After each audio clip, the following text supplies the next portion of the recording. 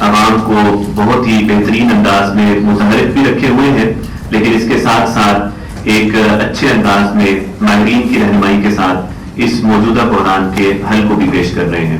جناب سراج الحق صاحب، امیر جماعت اسلامی پاکستان۔ آپ بلال بھائی کوئی بات کرنا چاہتے ہیں؟ جی بسم اللہ، مختصر کر لیں۔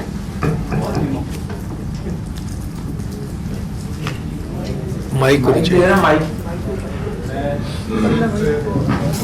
یہ بات کر رہا ہوں کہ پاور کرائسس پہ جو بھی تجزیے پیش ہو رہے ہیں کافی حد تک درست ہی ہے، ہم نے بھی کچھ چیزیں بھیجی بھی ہیں آپ کو، لیکن میرا کہنا صرف اتنا ہے، کرائسس اتنا پیچیدہ ہے کہ اگر اسے صرف ٹیکنیکل انالیسس کی بنیاد پہ سمجھنا اور حل کرنے کی کوشش ہوگی تو عوام کو ریلیف نہیں ملے گا۔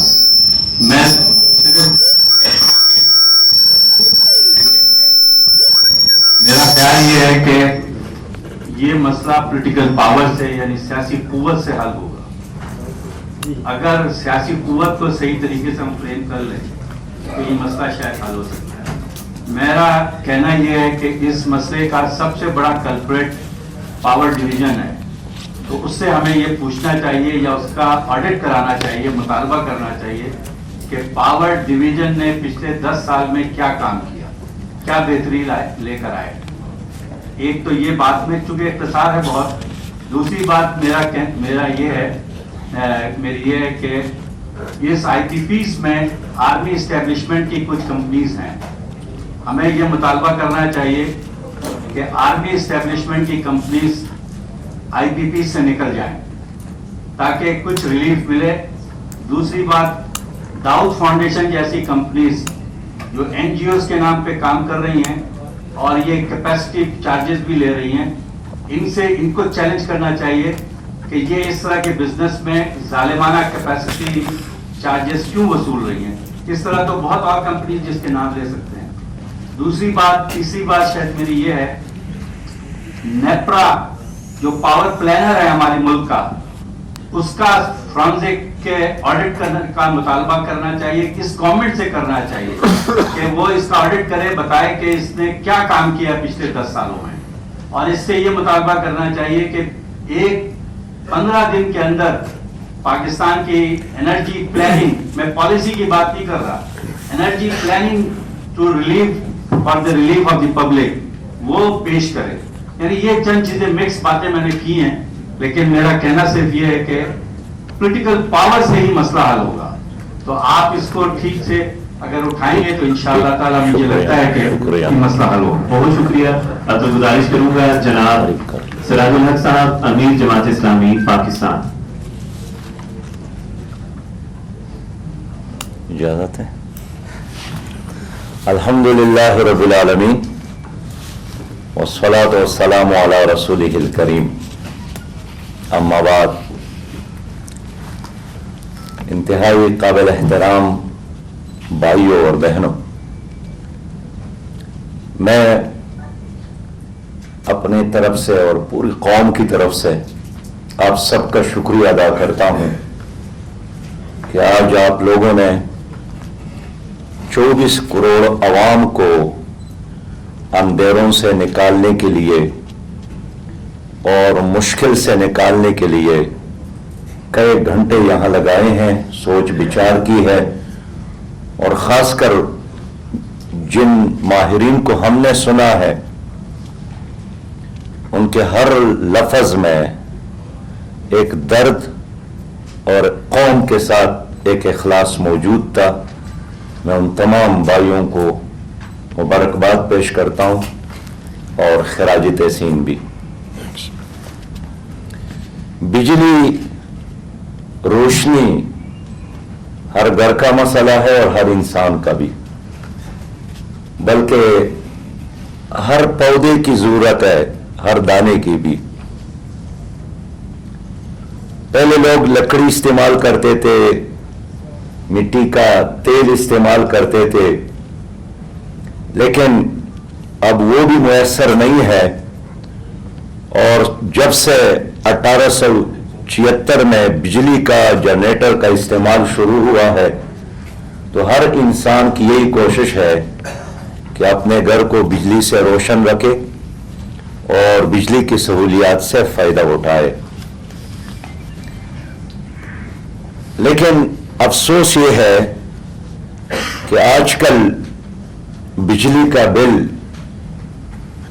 لوگ موت کا ایک پروانہ سمجھ کر اس سے خوف کھاتے ہیں، اور گزشتہ عرصے میں بجلی کی قیمتوں میں جو بے انتہا اضافہ ہوا ہے اس سے ہمارے معاشرے میں ڈاکٹر بتاتے ہیں کہ فرسٹریشن میں بھی اضافہ ہوا، ٹینشن میں بھی اضافہ ہوا، ڈپریشن میں بھی اضافہ ہوا، اور ایسی بیماریوں میں اضافہ ہوا کہ نہ الٹرا ساؤنڈ میں اس کا پتہ چلتا ہے، نہ سی ٹی اسکین میں اس کا پتہ چلتا ہے، نفسیاتی بیماریوں میں اضافہ ہوا. ہم نے اس مسئلے کو سینٹ میں بھی اٹھایا، قومی اسمبلی میں بھی اٹھایا، اور خیبر پختونخوا کی اسمبلی میں بھی اور سندھ کی اسمبلی میں بھی ہمارے نمائندگان نے یہ مسئلہ اٹھایا. لیکن ایوانوں کے اندر جو بات ہوتی ہے وہ دیواروں سے ٹکرا کر وہ لفظ واپس بولنے والی کی طرف ہی آتا ہے. کوئی سننے والا، غور کرنے والا اور سنجیدگی کے ساتھ لینے والا نہیں ملتا.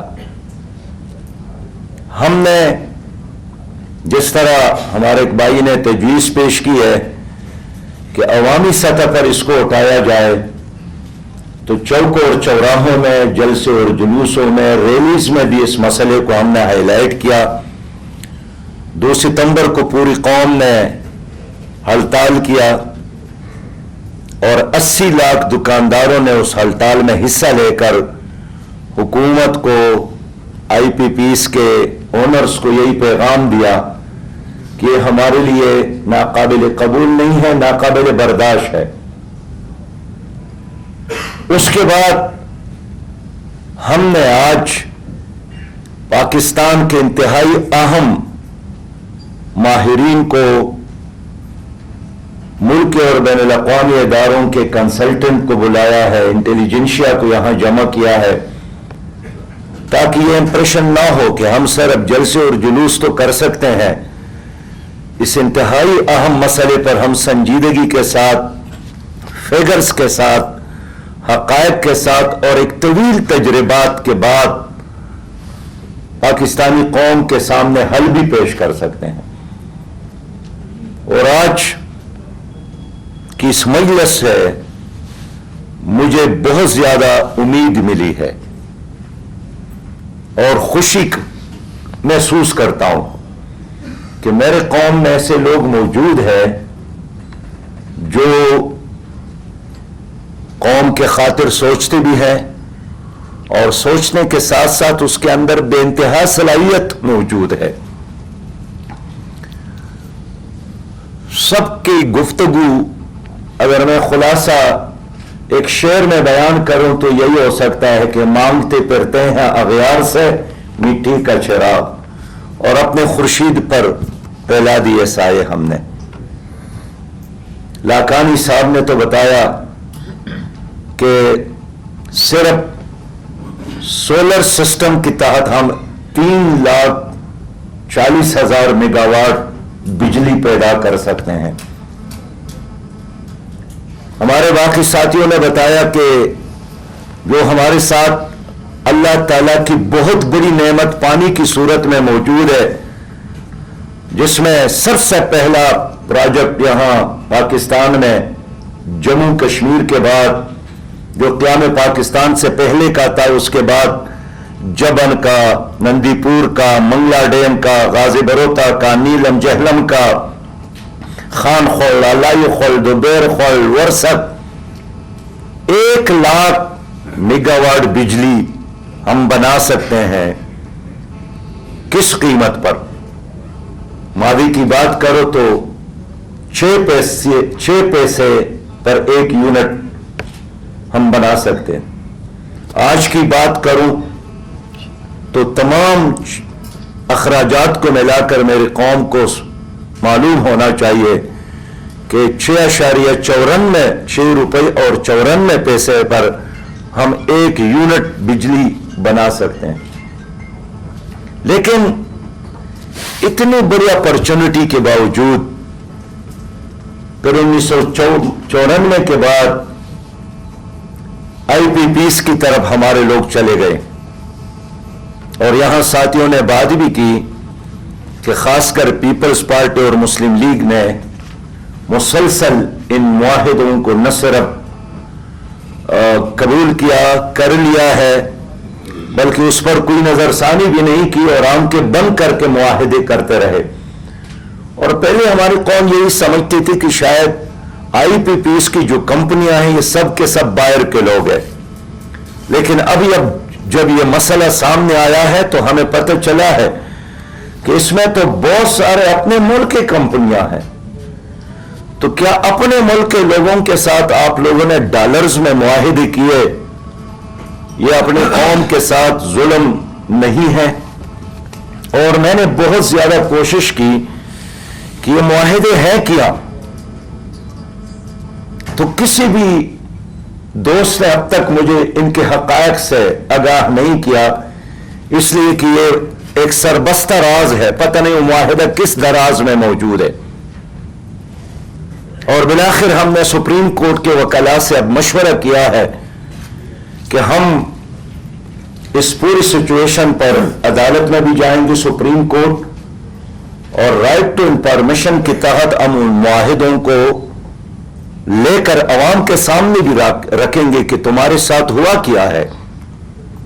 ये तो हर इंसान का हक है, पाकिस्तानियों का हक है कि उनको मालूम हो जाए कि IPPs के मुआहिदे में क्या चीज तय हुआ है। इसलिए कि मेरे इल्म के मुताबिक चंद अपराध ऐसे हैं जो पहले दिन से जिन्होंने मुआहिदे किए हैं वो आज तक किसी न किसी शक्ल में अहम पोस्टों पर मौजूद है, और उनका न ट्रांसफर होता है न तबादला होता है। मैं वक्त की कमी की वजह से और एहतराम की वजह से उनका नाम लेना मुनासिब नहीं समझता हूं, लेकिन वो 6-7 अपराध है। हुकूमतें बदलती हैं लेकिन वो लोग अपनी कुर्सी से या अपने अहम पोस्टों से नहीं हिलते। मैं समझता हूं कि ये मुआहिदे है क्या। अच्छा, जो ऑडिट होता है उस ऑडिट में भी जो रिपोर्ट वेबसाइट पर मौजूद है, इन मुआहिदों का कोई तफसील नहीं है। यहां मेरे दाएं बाएं ऐसे लोग बैठे हैं जिनकी 40-40 साल इस शोबे में गुजर गए हैं। उनको अगर मालूम हो मुझे बताएं कितना सरमाया उन्होंने लगाया है, अब तक कितना उन्होंने कमाया है। और बड़ी बात यह है कि जब महसूस किया गया कि मुल्की या बैनुल अक़वामी जो ऐसे इदारे हैं जिसको हमारे भाई ने कहा कि एक बैनुल अक़वामी एस्टेब्लिशमेंट के तहत भी ये चीजें चल रही हैं, तो फिर उनको एक्सटेंशन क्यों दी गई? इसलिए कि उनकी एक खास मुद्दत थी और पता भी चला कि ये हमारे फेवर में नहीं है, हमारे कौम के हक में नहीं है। उसके बावजूद भी उनको फेवर दिया गया और उसमें इजाफा किया गया। हम अपनी कौम से बात करना चाहते हैं कि जब मुल्क में कोयला मौजूद है तो बाहर से कोयला एक काला सोने की कीमत पर क्यों खरीदा जा रहा है? जब अफगानिस्तान में कोयला मौजूद है तो पाकिस्तान से कई हजार किलोमीटर दूर दराज से कोयला क्यों दरामद किया जाता है? मैंने अपने एक माहिर भाई से पूछा कि अगर बाहर से कोयला लाया जाता है और फिर कराची में ट्रकों में डालकर और ट्रेन के डब्बों में डालकर यहां पहुंचाया जाता है साहिवाल, तो इस ट्रांसपोर्टेशन पर जो खर्च आता है वो कौन बर्दाश्त करता है? उसने मुझे बताया कि 100% सियासी फायदे के खातिर कौम पर यह बोझ डाला गया, वरना यह प्रोजेक्ट समंदर के साहिल के करीब भी कहीं बन सकता था और कौम पर बोझ कम हो सकता था। میں اس لیے آپ لوگوں سے عرض کرنا چاہتا ہوں کہ یہ ایک بہت بڑی دہشت گردی ہے، معاشی دہشت گردی ہے، اور انڈیا کے حملے سے زیادہ خطرناک ہے، اس لیے کہ آج بھی میرے معلومات کے مطابق ہر جگہ جھگڑے شروع ہو گئے، اس لیے کہ بجلی کی قیمت میں اضافہ ہو تو ہر چیز کی قیمت میں اضافہ، پیٹرول کی قیمت میں اضافہ ہو تو ہر چیز کی قیمت میں اضافہ۔ اب سولر، جس طرح ساتھی نے کہا کہ سولر سسٹم ہمارے ملک میں دیہاتی لوگوں نے خود اس کو پروموٹ کیا، حکومت نے اس کی کوئی حوصلہ افزائی نہیں دی۔ اس طرح ون انرجی کی طرف ہم جائیں تو اللہ تعالیٰ کی طرف سے ایک مفت کی نعمت ہے، لیکن کوئی حوصلہ افزائی نہیں کی۔ میں آخر میں یہ عرض کرنا چاہتا ہوں کہ ہم آپ لوگوں کی صلاحیتوں سے فائدہ اٹھانا چاہتے ہیں، اور میں چاہتا ہوں کہ یہ ہمارا کوئی آخری مجلس نہ ہو۔ یہ تو بہرحال آج تجویز بھی آئی ہے کہ چونکہ یہ معاہدہ بین الاقوامی قانون کے تحت کیا گیا ہے، اس لیے ہم یک طرفہ طور پر اس کے خاتمہ کا اعلان تو نہیں کر سکتے ہیں، لیکن یہ تو کر سکتے ہیں کہ ہم بین الاقوامی فورم پر اس کو اٹھا لیں، بین الاقوامی عدالت میں اس کو لے جائیں۔ یہ خود حکومت کا فرض ہے کہ آئی پی پیس کے ان معاہدوں پر نظر ثانی کے لیے بین الاقوامی عدالت کا رخ کر لے، اور ہم بھی اپنی طرف سے اپنے ملک کے سپریم کورٹ کا دروازہ ضرور کٹکھٹائیں گے کہ ہماری پوری قوم پنس گئی ہے، جن لوگوں نے پنسایا ہے، جن لوگوں نے مرات لی ہے، جنہوں نے انعامات لیے ہیں، جن لوگوں نے کمیشن لیے، جن لوگوں نے وقتی طور پر سیاسی فوائد اٹھائے ہیں، ان کے چہرے بھی پوری قوم کے سامنے اب آنا چاہیے۔ یہ قومی مجرم ہے۔ میں سمجھتا ہوں کہ ہم عدالتوں میں بھی جائیں گے اور عوامی سطح پر بھی اس موومنٹ کو آگے بڑھائیں گے، اس لیے کہ خاموش رہنا یہ جرم ہے، اور خاموشی موت ہے، اور موت کا انتظار نہیں کرنا چاہیے۔ ہم جب بھی باہر کے ممالک سے بات کرتے ہیں، ایران کے سفیر نے تو خود آ کر مجھے کئی بار کہا کہ ہم آپ کو سستی بجلی بھی دینے کے لیے تیار ہے، اور گیس بھی، ساری دنیا میں جہاں بھی آپ کے معاہدے ہیں ان سے کہیں کم قیمت پر، اور ہم نے پورا انفراسٹرکچر ایران بارڈر تک پہنچایا ہے۔ لیکن یہ تو اب آپ کا کام ہے کہ پاکستان کے اندر اس کے لیے لائننگ کر لے، لیکن ہماری حکومت یہ ہمت نہیں کر سکتی ہے۔ ہمیں خوشخبری سنائی گئی کہ روس سے ہم نے سستا تیل خریدا ہے، اور بس اب عید آنے والی ہے، وہ دن گزر گئے، روس کا تیل تو نہیں پہنچا، پتہ نہیں وہ کون پی گیا، کون لے گیا، کہاں وہ ٹینکر گیا، عوام کو تو کوئی فائدہ نہیں پہنچا۔ تو ہم یہی چاہتے ہیں کہ ہم اپنے عوام کو ریلیف دیں۔ حکومت سے ہم نے بات کی، اور ایک صحافی نے جناب وزیر اعظم صاحب سے بات کی کہ بجلی کی قیمتوں میں اتنا اضافہ ہوا تو آپ ریلیف دیں۔ انہوں نے کہا کہ اس بل کو قسطوں میں لینے کے لیے ہم IMF سے بات کریں گے۔ تو آپ خود فیصلہ کریں کہ آپ آزاد شہری ہیں، آزاد ملک کے باشندے ہیں، یا آپ غلام ہیں، کہ ایک بل کو قسطوں میں لینے کے لیے بھی ہم IMF کی طرف جائیں گے۔ اس نے اگر اجازت دی، اس کے بابو صاحب نے۔ میں اس لیے کہنا چاہتا ہوں، یہاں ورلڈ بینک کے نائب صدر میکومیشو میزی تشریف لائی تھی، اس سے جب ہم نے بات کی تو انہوں نے کہا کہ یہ ذہن سے نکالے کہ ورلڈ بینک اور IMF کسی قوم کو ترقی دینا چاہتے ہیں۔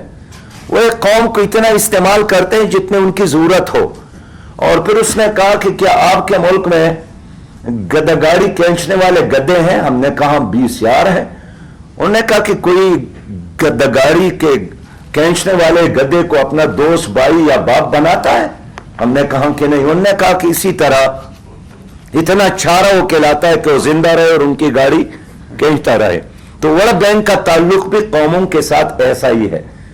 پھر اس خاتون نے کہا کہ کیا تمہاری کتاب میں یہ آیت موجود نہیں ہے کہ اللہ تعالیٰ اس قوم کی حالت نہیں بدلتا جب تک ایک قوم خود اپنی حالت کو بدلنے کے لیے تیار نہ ہو جائے. ہم نے کہا ہے یہ تو اللہ تعالیٰ کا حکم ہے، ان اللہ لا یغیر ما بقوم حتی یغیر ما بانفسہم. تو ہمیں خود ہی اپنے پاؤں پہ کڑا ہونا ہے، ہمیں خود ہی اپنے وسائل کا بیسٹ استعمال کرنا ہے. کچھ چیزیں ایسے ہیں جو ہمارے بس میں نہیں ہے، لیکن کچھ چیزیں تو بالکل حکومت کے بس میں ہیں. مثلا چوری ختم کرنا، اور حکومت خود کہتی ہے کہ 500 ارب سے زیادہ چوری ہوتی ہے.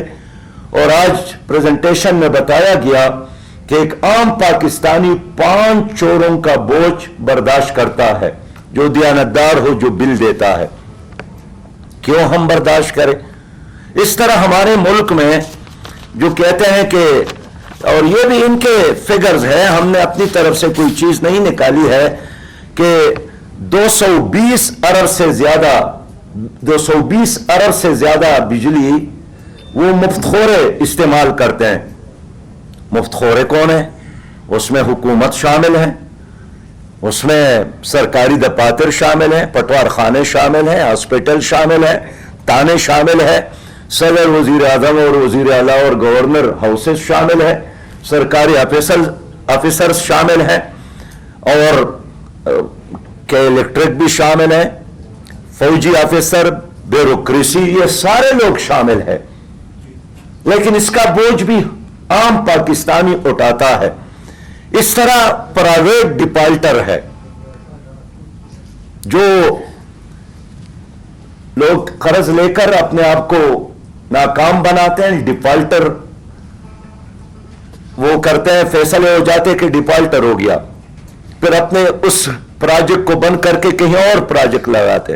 میرا خود اپنا واسطہ پڑا ہے ایسے لوگوں سے. جب میں فائنانس منسٹر تھا خیبر پختونخوا کا، تو اسٹیٹ بینک کے گورنر ہمیں کہتا تھا کہ بھئی یہ ڈیفالٹر ہو گئے، ان سے پیسے واپس نہ لو. میں نے کہا کہ ٹھیک ہے. میں اس سرکولر کا نمبر تھا، اسٹیٹ بینک کا 51 نمبر سرکولر تھا، کہ اس میں اگر میاں اسلم صاحب کا کارخانہ ڈیفالٹ ہو جائے، بند ہو جائے، تو اس نے جو قرض لیا ہے وہ اس کو معاف کیا جاتا ہے. میں نے کہا کہ میری وزارت بھی ختم ہو جائے، لیکن اصل زر جو انہوں نے بینکوں سے پیسہ لیا ہے اس کو ہر صورت میں واپس کرنا ہے. باقی قرض کی سود کی واپسی کا میں مطالبہ نہیں کرتا ہوں. میں ڈٹ گیا. ان لوگوں نے بڑے پروپیگنڈی کی کہ تو بہت خطرناک لوگ ہیں. میں نے کہا کہ میری حیثیت نہیں ہے کہ قوم کی دولت ہے، بینک میں پڑی ہے، اور ایک آدمی پیسہ لے کر استعمال کرے، اس کا مینجمنٹ، مس مینجمنٹ یا سازش کے تحت اپنے آپ کو ڈیفالٹ قرار دے کر. اور افسوس کی بات یہ ہے کہ دوسرے پروجیکٹ کے لیے پھر بینک باؤنڈ ہے کہ پیسہ دے دے. دنیا میں کہیں ایسی چیز ہم نے نہیں دیکھا ہے. تو یہ وہ چیزیں ہیں کہ حکومت لائن لاسز خود کنٹرول کر سکتی ہے، چوری کو خود کنٹرول کر سکتی ہے، مفت خوروں کی بجلی خود بند کر سکتی ہے. اور اس طرح میں سمجھتا ہوں کہ عام پاکستانیوں کا اب یہ مطالبہ ہے کہ ہم جو بجلی استعمال کرتے ہیں 100 یونٹ، 200 یونٹ، 500 یونٹ، اس کی اصلی قیمت دینے کے لیے ہم تیار ہیں.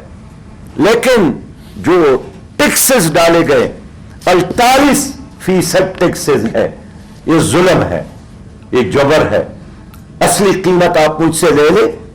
اور ہم نے آج حساب کیا کہ اگر ایک گھر کی بجلی کی قیمت جو ہے وہ اس وقت بل میں 50,000 روپے ہے، تو اگر یہ ٹیکسز ختم کیا جائے تو بخوشی 24,000 دینے کے لیے تیار ہے. لیکن اس وقت یہ ظلم حکومت کر رہی ہے. تو ہم بجلی کو رو رہے تھے. رات ہمارا فیصل آباد میں بہت بڑا جلسہ ہوا کہ راستے میں خبر ملی کہ حکومت نے تو 24 روپیہ فی لیٹر پیٹرول کی قیمت میں اضافہ کیا. پھر خبر ملی کہ 17 روپیہ فی لیٹر ڈیزل کی قیمت میں اضافہ کیا. اب جب میں آپ کی طرف آ رہا تھا تو خبر ملی کہ 45% گیس کی قیمت میں اضافے کا فیصلہ کیا گیا، اس لیے کہ IMF کا دباؤ ہے. اب کیا کرے غریب آدمی، کیا کرے گا عام پاکستانی، کیا کرے گا؟ میں آپ سے اس لیے چاہتا ہوں کہ میں ضرورت محسوس کرتا ہوں کہ انشاءاللہ تعالی ہم حکومت سے بات بھی کریں گے، दलाइल की बुनियाद पर, फिगर्स की बुनियाद पर। हम जज्बाती लोग नहीं हैं, और आप लोगों के होते हुए मुझे कोई जज्बाती बात करने की ज़रूरत नहीं है, इसलिए कि जहां दलील हो तो फिर जज्बात की ज़रूरत भी नहीं है। मैं चाहता हूं कि हम हक़ाइक़ की बुनियाद पर अपने मुल्क के हुक्मरानों से बात करें कि बिजली की कीमतों में ये इजाफा वापस ले और एक रियलिस्टिक रास्ते पर आ जाए, और पेट्रोल और डीजल की कीमतों में भी ये इजाफा है। इसके मुतबादिल क्या है? मैंने कल एक मालूमात इकट्ठी की क्या, और ये मालूमात भी मेरी नहीं है, इस सेनेट में खुद हुकूमत ने पेश किया है कि 40 करोड़ 4 करोड़ 30 अरब 45 लाख रुपया ऐसा है जो लोगों ने कर्जे लिए हैं और खुद ही माफ करवाए हैं। 4 करोड़ और 30 अरब से ज्यादा। तो और वो केस भी सुप्रीम कोर्ट में पड़ा है।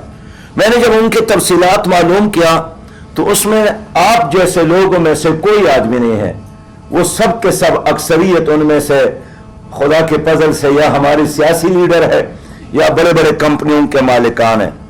तो मुतबादिल सोर्सेस तो मौजूद है अगर हुकूमत हिम्मत करे।